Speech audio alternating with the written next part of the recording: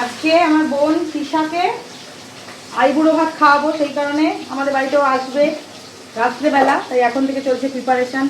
আমি সমস্ত রান্নাবান্না করছি, এখানে সমস্ত কেটে কুটে মা রেডি করে দিয়েছে, এখানে মম্মিও কাটাকাটি করে দিয়েছি সব কিছু।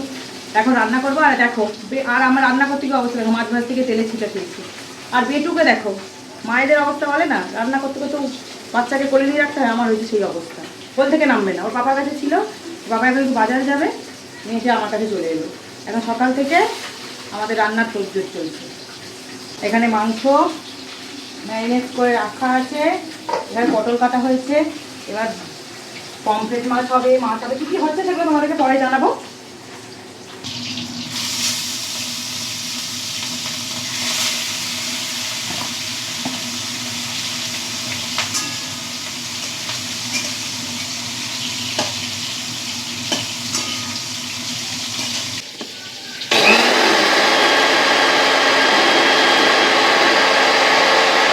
এখানে আমার পটল পোস্ত বানানো হয়ে গেছে, এখানে দই মাছ করেছি, কারেন্ট চলে গেছে সেই কারণে আলোটা একটু কম। এখানে হচ্ছে মাংসটা, আর ডাল হয়ে গেছে, আর 5 রকমের ভাজা হবে, সিম্পল মেনু।